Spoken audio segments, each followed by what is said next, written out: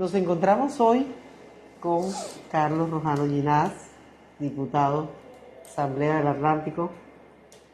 ¿Cómo estás, Carlos? No, gracias Luz Marina por recibirme en esta casa amiga, donde por muchos años se forjó parte de la historia periodística y política de esta ciudad y este departamento con tu padre. Un gran ausente y un eterno ausente. Extrañamos todos porque su presencia fue muy importante y muy útil para esta ciudad y para este departamento. La libertad fue la fuerza, la verdad, en el periodismo y en la política. Gracias, Carlos, por aceptar nuestra invitación. Bienvenido siempre, de puertas abiertas. Y bueno, vamos a abordar un tema muy importante, que se trata de la Asamblea del Atlántico. ¿Cómo vamos con la Asamblea del Atlántico? ¿Cómo va la Asamblea del Atlántico? La Asamblea está haciendo un trabajo, de pronto no con mucha bulla, pero un trabajo de apoyo al gobierno de Verano. Podría yo decir que casi en su mayoría, en su gran mayoría, la Asamblea ha apoyado al gobierno de Verano. Su plan de desarrollo, sus presupuestos, sus proyectos importantes, no le ha negado nada a Verano, buscando que el gobernador supere las debilidades que encontró en la gobernación, en el departamento como tal, desde el punto de vista presupuestal y financiero. Esta asamblea le entregó al gobernador autorización para un préstamo de 500.000 millones de pesos. Y usted sabe que cuando uno presta plata, es porque el tesoro público de la casa está un poco débil. Entonces hubo que fiar en la tienda, en los bancos, buscar el billete para poder hacer las obras. Eso quiere decir que quedaron pocos recursos y quedaron muchos recursos comprometidos, con vigencias futuras, con contratos en ejecución, pero que había que sacar la plata del presente para pagar el pasado, para ejecutar planes de desarrollo pasado, con contratistas del pasado, con todas las dificultades que eso representa. ¿Y esa debilidad que se debe?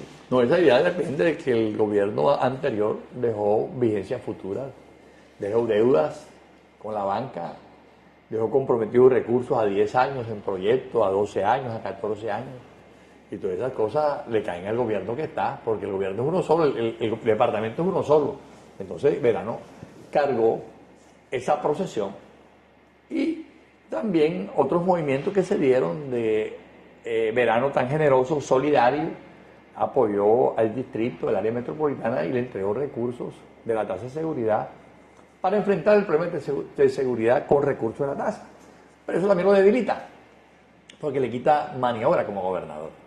Y eso son circunstancias que los políticos entendemos por qué se hicieron, porque se enmarcaban dentro de compromisos, pero debilitó a este gobierno y entonces la Asamblea entiende que tiene que apoyarlo para que el gobierno sube la dinámica y logre enrutarse al cumplimiento del plan de desarrollo que aprobó la Asamblea para que Verano pudiera ejecutar su plan de gobierno.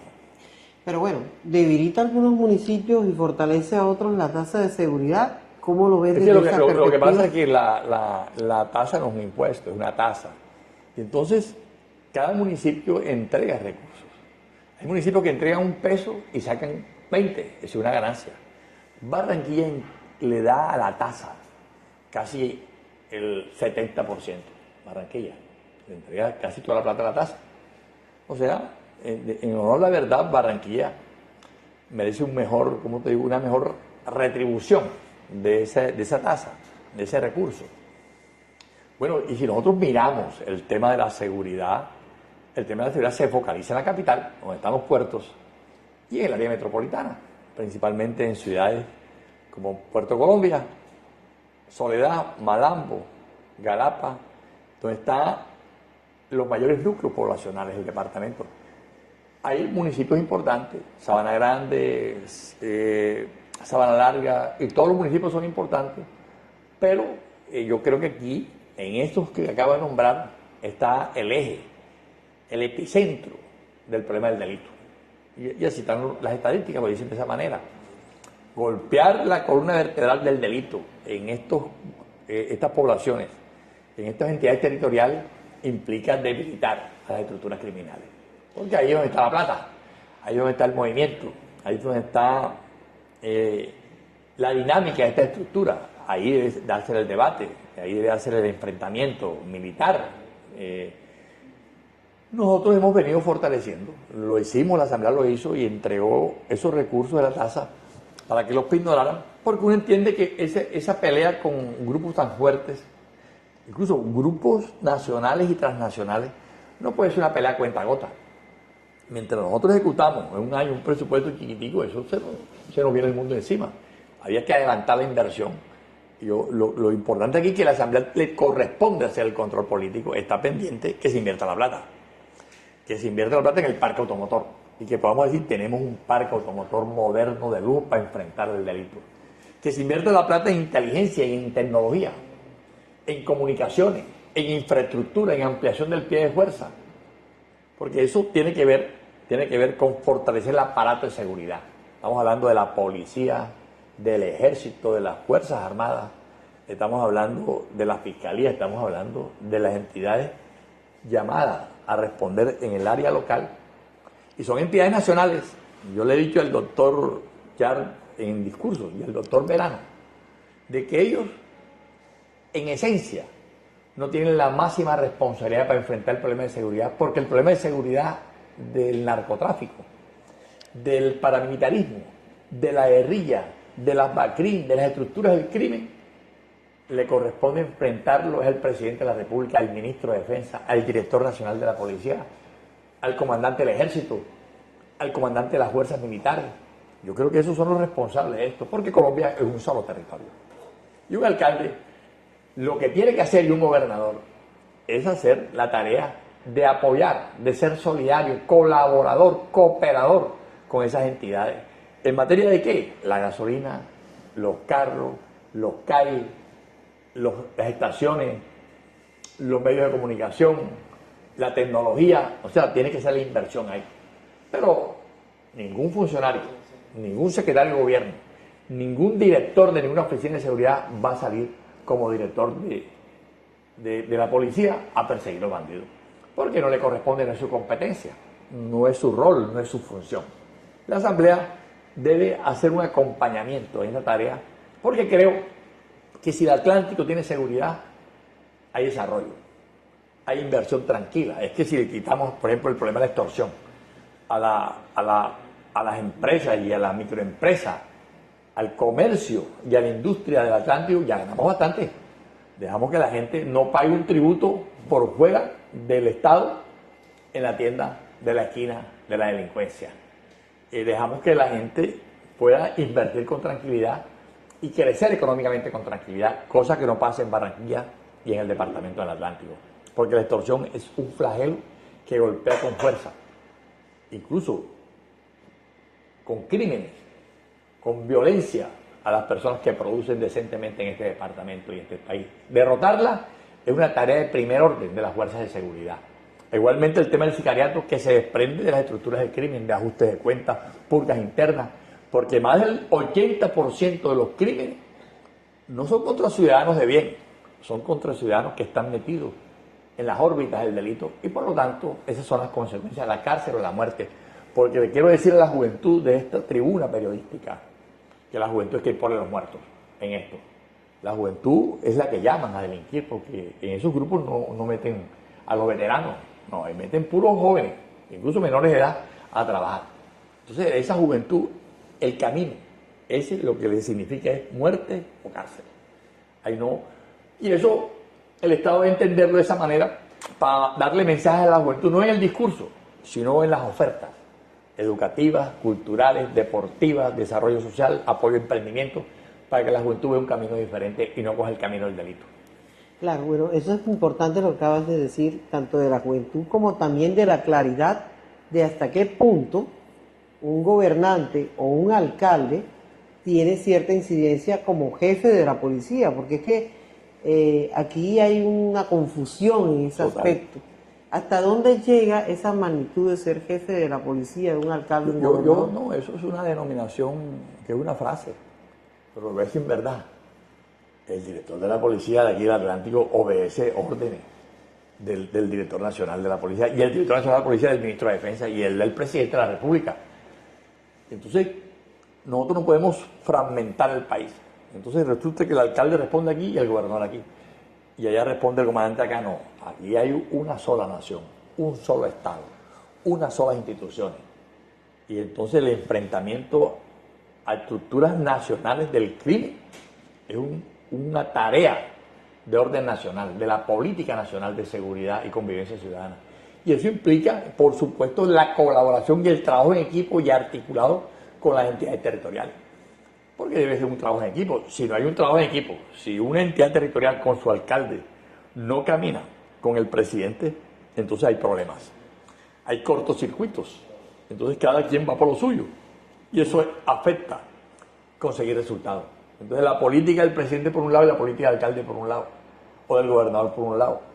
Cosa que a veces pasa porque hay choques políticos, a veces ideológicos y programáticos, que generan dificultades.